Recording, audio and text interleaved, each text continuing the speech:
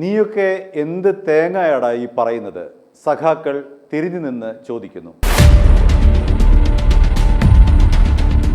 CPM പരാജയപ്പെട്ടതിൻ്റെ കാരണങ്ങൾ അന്വേഷിക്കുകയാണ് ഓരോരോ ജില്ലാ കമ്മിറ്റികളും. ഏറ്റവും ആദ്യമായി വെടിപൊട്ടിച്ചത് പത്തനംതിട്ട ജില്ലാ കമ്മിറ്റിയാണ്. പത്തനംതിട്ട ജില്ലാ കമ്മിറ്റിയിൽ പറഞ്ഞ പ്രധാനപ്പെട്ട ഒരു കാര്യം, KK ശൈലജ ടീച്ചറെ പേരാവൂരിൽ കൊണ്ടുപോയി നിർത്തി പിണറായി വിജയൻ മനഃപൂർവ്വം തോൽപ്പിക്കുകയായിരുന്നു എന്നാണ്.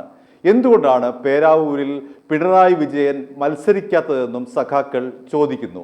കൊല്ലത്തേക്ക് വരുമ്പോൾ കൊല്ലത്തെ ജില്ലാ കമ്മിറ്റി അല്ലെങ്കിൽ ജില്ലാ സെക്രട്ടേറിയറ്റിലെ സഖാക്കൾ ചോദിക്കുന്നത്, പിണറായി വിജയനും MV ഗോവിന്ദനും കൂടി ചേർന്ന് ഈ പാർട്ടിയെ നശിപ്പിക്കുകയാണ്. രണ്ടുപേരും അതാത് സ്ഥാനം ഒഴിയണം. പ്രതിപക്ഷ നേതാവ് എന്നുള്ള സ്ഥാനം പിണറായി വിജയൻ ഒഴിയണം, പാർട്ടി സെക്രട്ടറി എന്നുള്ള സ്ഥാനം MV ഗോവിന്ദൻ ഒഴിയണം. ഇനിയാണ് നമുക്ക് പ്രധാനപ്പെട്ട 2 ജില്ലാ കമ്മിറ്റികളുടെ അഭിപ്രായത്തിലേക്ക് വരേണ്ടത്. അതിൽ ഏറ്റവും പ്രധാനപ്പെട്ടത് കണ്ണൂർ ജില്ലാ കമ്മിറ്റിയിലെ സഖാക്കളുടെ ചോദ്യമാണ്. സഖാക്കൾ പറയുന്നത്, ഞങ്ങൾക്ക് ഈ നേതാക്കൾ പറയുന്നതൊന്നും അങ്ങോട്ട് മനസ്സിലാകുന്നില്ല എന്നാണ്.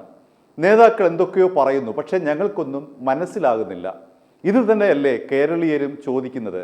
എന്തൊക്കെയാണ് ഇവർ പറയുന്നത്? നമുക്ക് ആദ്യം പാർട്ടി സംസ്ഥാന സെക്രട്ടറി MV ഗോവിന്ദന്റെ ഒരു പ്രസ്താവന കേട്ടിട്ട് മടങ്ങി വരാം. അതിന് സംശയം എന്താ? അല്ലാന്ന് ഉറപ്പല്ലേ? മൂർത്തമായ സാഹചര്യത്തിൽ മൂർത്തമായ ചോദ്യം ചോദിക്കുകയും മൂർത്തമായ ഉത്തരം പറയുകയും ചെയ്യണം. അമൂർത്തമായ രീതിയിൽ ചോദിച്ചാൽ അമൂർത്തമായ ഉത്തരം പറഞ്ഞാൽ അമൂർത്തമായി തെറ്റായിരിക്കും. ഇനി എറണാകുളം ജില്ലാ കമ്മിറ്റിയുടെ ഊഴമാണ്. എറണാകുളം ജില്ലാ കമ്മിറ്റിയിലും ജില്ലാ സെക്രട്ടേറിയറ്റിലും ഒരുപോലെ ഉയർന്ന വിവാദം P. രാജീവ് നടത്തിയ ഇടപെടലുകളാണ് തോൽവിക്ക് വലിയ കാരണമെന്നാണ്. സ്ഥാനാർത്ഥി പട്ടിക ഉണ്ടാക്കിയതും അത് അന്തിമമായി അംഗീകരിച്ചതും P.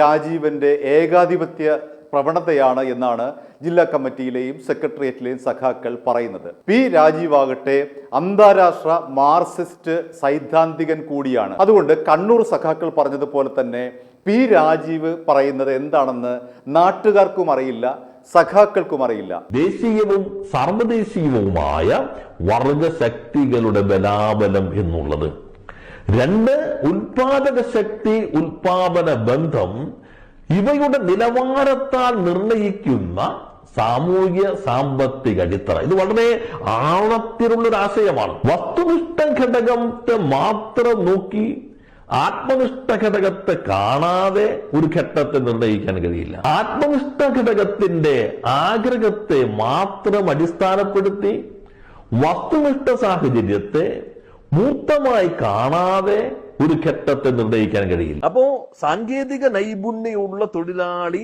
ആധുനിക മുതലാളിത്തത്തിന്റെ ഉൽപാദന പ്രക്രിയയ്ക്ക് അനിവാര്യമായ മുന്നുപാധിയാണ്. അതുകൊണ്ട് എല്ലാവർക്കും വിദ്യാഭ്യാസം മുതലാളിത്തത്തിന്റെ മുദ്രാവാക്യമാണ്. ഇങ്ങനെയൊക്കെ വെട്ടിത്തുറന്ന് പറയുന്ന സഖാക്കൾ ശ്രദ്ധിക്കുക.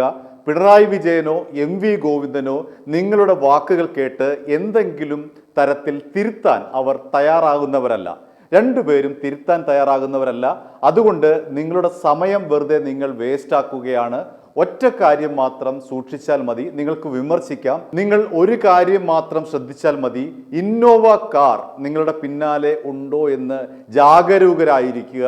വിമർശിച്ചാൽ ഉറപ്പായിട്ടും നിങ്ങളുടെ പിന്നാലെ ഒരുപക്ഷെ ഇന്നോവ കാർ വരാനുള്ള സാധ്യത ഏറെയാണ്. ഇവർ എന്തെങ്കിലും പറഞ്ഞോട്ടെ, അത് നിങ്ങൾ കാര്യമാക്കേണ്ടതില്ല, ജനങ്ങളും കാര്യമാക്കുന്നില്ല. അതുകൊണ്ടല്ലേ ഇത്തവണ ഈ 24 സീറ്റിലേക്ക് CPIM ചുരുങ്ങിപ്പോയതും LDF തകർന്നടിഞ്ഞതും.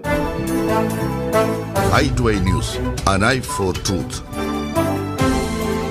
i2i ന്യൂസ് സബ്സ്ക്രൈബ് ചെയ്തിട്ടില്ലാത്തവർ ഇപ്പോൾ തന്നെ സബ്സ്ക്രൈബ് ചെയ്യുക. നോട്ടിഫിക്കേഷൻ ലഭിക്കുവാൻ ബെൽ ബട്ടണും അമർത്തുക.